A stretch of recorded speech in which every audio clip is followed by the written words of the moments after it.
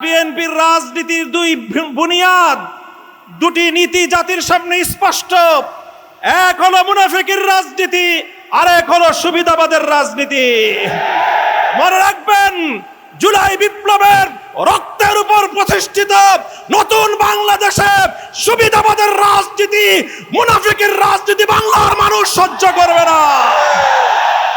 জনগণের পক্ষে, দেশের পক্ষে আপনারা যদি অবস্থান গ্রহণ করতে ব্যর্থ হন, দেশের জনগণের ম্যান্ডেটকে যদি আপনারা বৃদ্ধাঙ্গুলি প্রদর্শন করেন, বারবার বলছি, এদেশের জনগণের গণরায়কে যদি হাইকোর্ট দেখান, এদেশের জনগণ রাজপথে আপনাদেরকে মোকাবেলা করবে ইনশাআল্লাহ। 70% জনগণের বিপক্ষে গিয়ে দেশের ক্ষমতার মস্তদে টিকতে পারবেন না।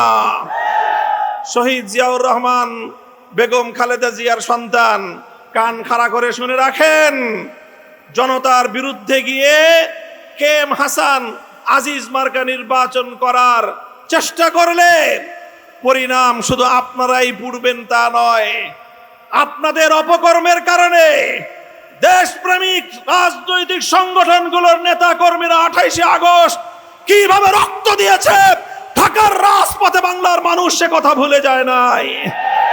আপনাদের ভুলের খেসারত দিতে হয়েছে আমাদেরকে। 25 বছর পর্যন্ত গুম, খুন আর হত্যার রাজনীতির শিকার হতে হয়েছে। তাই আমরা চাই ভালোয় ভালোয় দেশ পরিচালনা করেন, জনগণের রায়ের প্রতি শ্রদ্ধা প্রদর্শন করেন, অন্যথায় রাজপথে, সংসদে আমরা আপনাদেরকে মোকাবেলা করব ইনশাআল্লাহ। একটা গল্প শুনেছি আমরা গ্রাম বাংলার। একজন মা, সে তার নিজের ছেলে এবং নিজের মেয়ের জামাতা সম্পর্কে মন্তব্য করতে গিয়ে বলেন, আমার ছেলেটা খুব খারাপ, শুধু শাশুড়ির কথা শুনে, আর আমার মেয়ের জামাইটা খুব ভালো, কারণ সে শুধু আমার কথা শুনে। কথা শুনলে মেয়ের জামাই ভালো, আর কথা না শুনলে নিজের ছেলেও খারাপ। আজকে বিএনপির হয়েছে সেই সুবিধাবাদের রোগ। অন্তর্বর্তীকালীন সরকার প্রবর্তিত অধ্যাদেশগুলোর মধ্যে যেগুলো ক্ষমতাকে বৃদ্ধি করে সরকারের এবং সরকারের আরো নিয়ন্ত্রণ প্রতিষ্ঠা করতে সহায়তা করে, সেই সকল অধ্যাদেশগুলো বিএনপির খুব পছন্দ। আর যে সকল অধ্যাদেশগুলো, যে সকল প্রস্তাবনাগুলো জাতির কাছে জবাবদিহিতায় বাধ্য করে, সেগুলো তাদের কাছে খুব অপছন্দ। তাই আমরা মনে করি বিএনপি আজ যেই রাজনীতি করছে, সুবিধাবাদের রাজনীতি।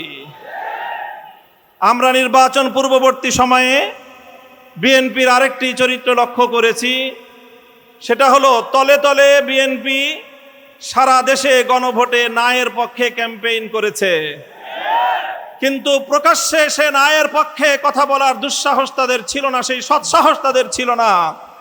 এই জন্য লক্ষ জনতার সামনে বিএনপি প্রধান জনাব তারেক রহমান সাহেব গণভোটে হায়ের পক্ষে তিনি ক্যাম্পেইন করতে বাধ্য হয়েছেন। আমি জিজ্ঞাসা করি, উপরে এক কথা, তলে তলে আরেক কথা বলে, এটাকে আমাদের দেশে কি বলে? মুনাফিকি বলা হয়।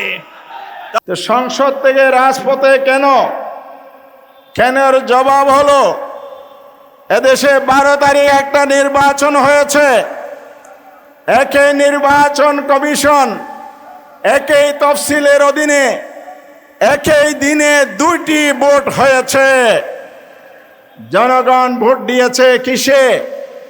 একটা হলো জাতীয় সংসদ গঠনের জন্য, দ্বিতীয় ভোট দিয়েছে সংবিধান সংস্কার পরিষদ গঠন করে সংস্কার বাস্তবায়নের জন্য। নির্বাচনের পর নির্বাচন কমিশন 2টি শপথনামা সরবরাহ করেছে নির্বাচিত সদস্যদের উদ্দেশ্যে।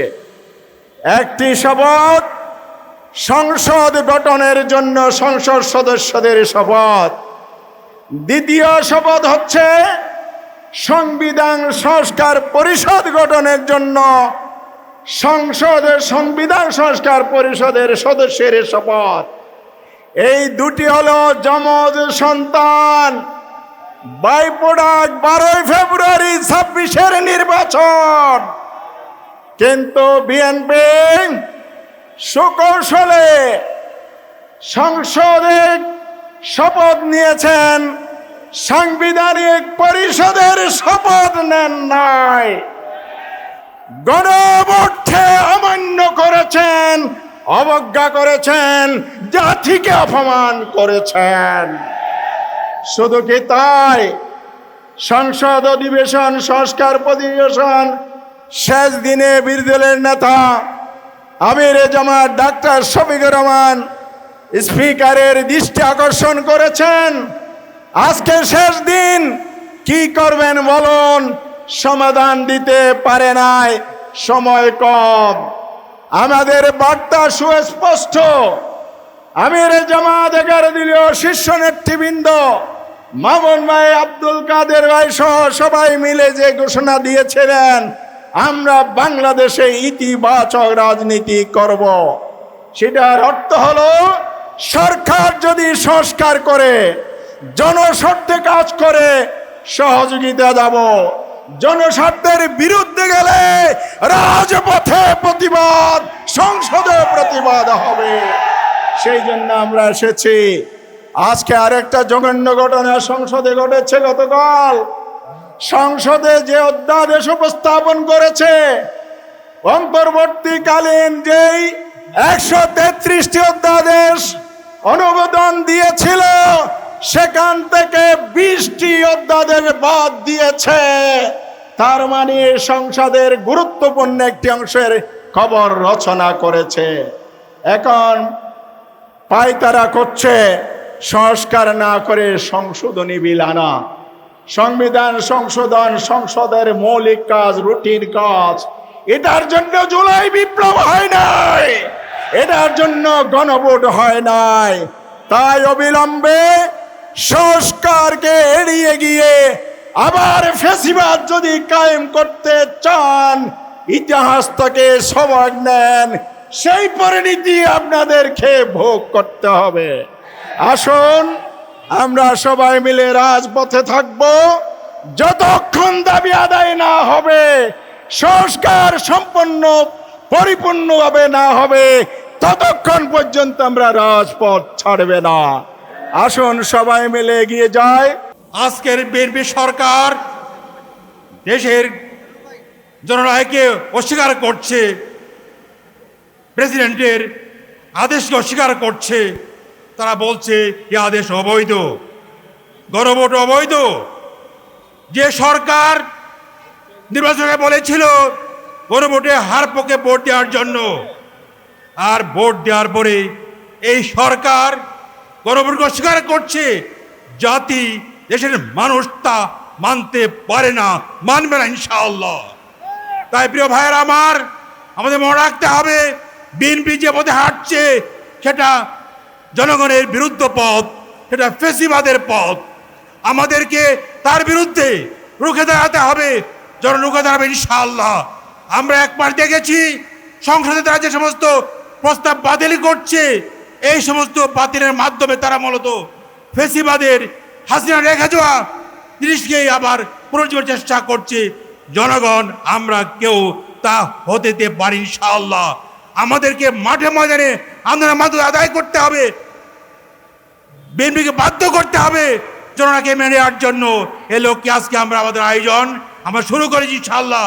আমরা ইনশাআল্লাহ সফলতার মুখে দেখবো ইনশাআল্লাহ। আপনাদেরকে রাজপথে নামতে হবে, এগিয়ে আসতে হবে।